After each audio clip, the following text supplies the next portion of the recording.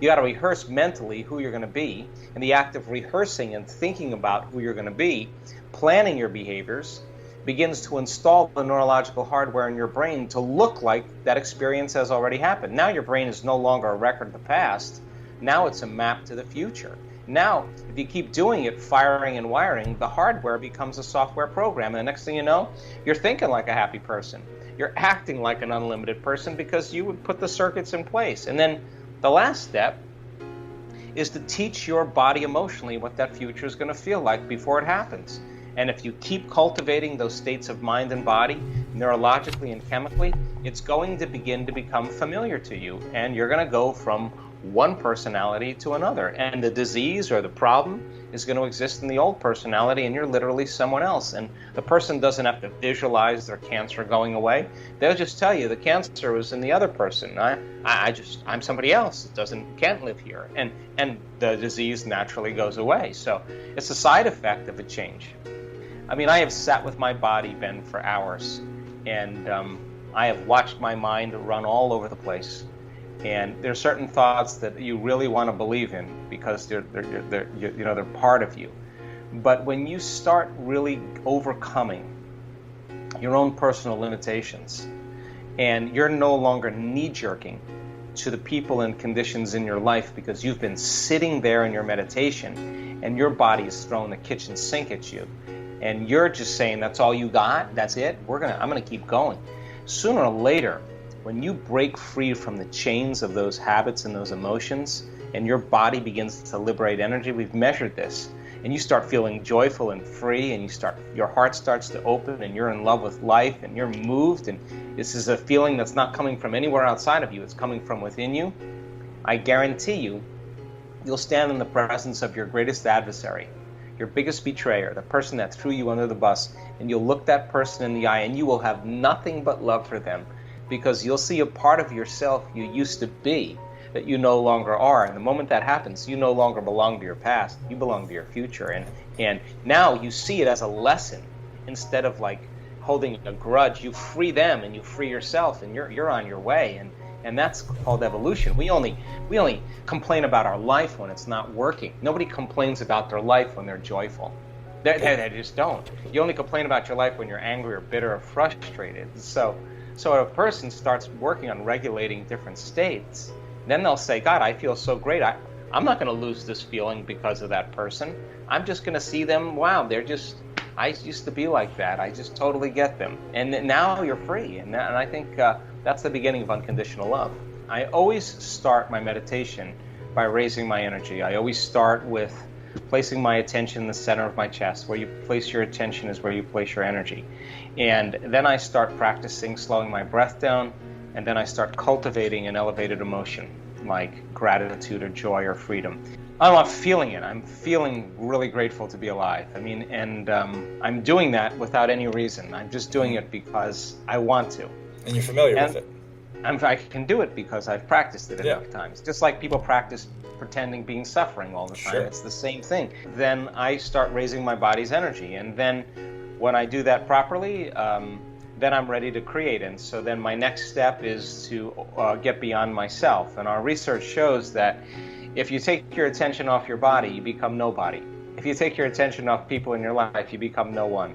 If you take your attention off the things you own, you're in nothing. If you take your attention off the place you have to go, you're in nowhere. If you take your attention off of time, you're in no time. That's the moment you become pure consciousness. That's the moment that you all of a sudden start connecting to that unified field or that quantum field that I talk about. So I go as deep as I can into that unified field, and I keep surrendering deeper and deeper into it, because the more I connect to it, the more whole I feel. And now I'm in the place where all things manifest from.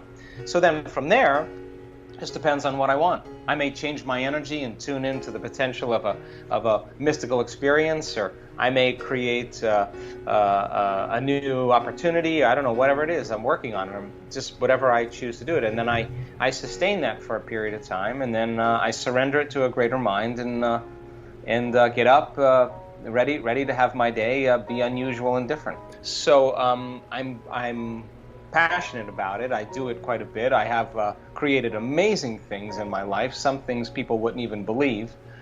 But I'm not the only one. I mean, there's Sure. so many students in our work that got it down. So for me, there's not a whole lot of things that I want material. I mean, I've had a lot of material things, and it doesn't really change you. What I really want are those profound mystical moments that just your jaw drops and you just go, wow, I got this all wrong. Wow, I got to really rethink life again. And I love those moments because some conditioning tends to be removed, some veil tends to be taken away, and you get a clearer view of the spectrum of the way life is. So, look, I mean, I'm not the type of person that's going to ask you to talk about your childhood. I'm not the type of person that's going to ask you, to bring up issues from the past. I don't think it's as important. What's important is the emotion. Okay. So the emotion is the residue. It's the end product chemically of an experience. So if a person is living by the same emotion every single day, it means they're connected to their past, right? So when they work on overcoming the emotion and they learn how to get beyond it, the memory without the emotional charge is called wisdom, and that's the name of the game. So I never really care about the incident. It's incidental. Okay. What I care about is the emotion. So when a person comes up against their emotional belief and they think they can't go any further, and then they go a little further, just like in training, and when they have that breakthrough, they get downloads. We see it on brain scans when we measure it on the brain during meditation. All of a sudden, they'll get a download of information. And I know that person is downloading information about themselves, something really profound, and you'll see them well up emotionally. You'll see them feel something like something really profound that's just happened to them.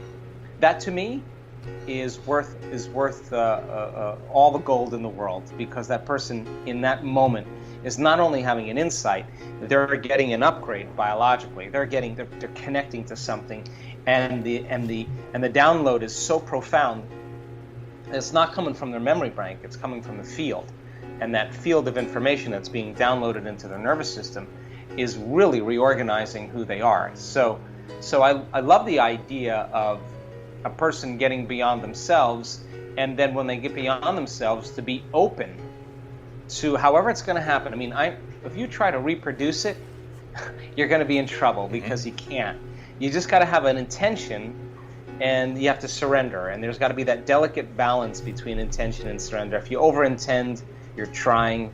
If you over-surrender, you're lazy and lethargic. It's that kind of razor's edge where you just got to have an intention and keep surrendering it to a greater mind and keep trusting and just being open to the unknown. And then, boy, when you hit pay dirt, then all of a sudden it's always relevant to you, because you're the one that's doing, you're the one that's making the effort. And that's when it transcends psychotherapy, it transcends pharmaceuticals. Your nervous system is the best pharmacist in the world anyway. All of a sudden, you start feeling amazing. And then all of a sudden, you look back at your past and you say, I don't want to change anything. I understand why I had to have that experience. Now I'm free. That's the moment that we're all waiting for, or at least we're creating. We have a lot of our people that are in our work that are scientists that do our measurements. They use a lot of neurofeedback. But you can ask those scientists when they see the type of brain changes that take place in a 4-day workshop in our events, they'll say we've never, ever see the changes in neurofeedback as quickly as we see in some of the work that we're measuring. So ours is kind of like, I love the principles. I just think it's a little bit more of a shortcut to get there a little faster. So we do, for example, we do seated meditations, we do standing meditations, we do walking meditations, we do lying down meditations, and then doing it in all of those different positions, all of a sudden the person starts to become the very person they're focused on becoming, and that's the cool part. I really hope you loved this video and it was helpful, so please help me make it more popular by giving your thumbs up, commenting it and sharing on the social networks with your friends. And now it's time for our daily Complete the Quote challenge. If you are new to this, your job is to complete the inspiring quote we choose for you and write the correct answer in the comments below the video. If you can give us the right answer first, you are the winner of this daily challenge. So far you are very successful, most of you knew the right answers.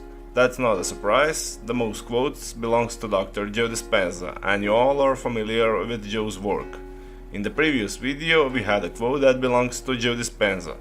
We were looking for two words. The quote goes like this: if you want to change a belief or perception, you have to first change your state, and the correct answer was of being. So, if you want to change a belief or perception, you have to first change your state of being. Congratulations to everyone with the correct answer, and to everyone who tried but didn't guess the answer. Today we also have the quote from Dr. Joe Dispenza. The quote goes like this: if we can hold on to an idea, we begin to wire and shape. So we are missing for two words. If you know the correct answer, write it down in the comment section.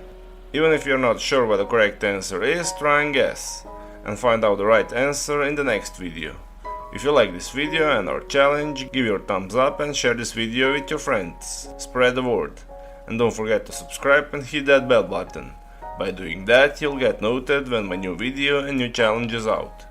If you really like what we do here and want to support us, you can join our channel and our community for a symbolic fee and gain many other additional features. You can do that by clicking the join button next to the subscribe button, or you can click on the link in the description of this video. Stay good and have a great day.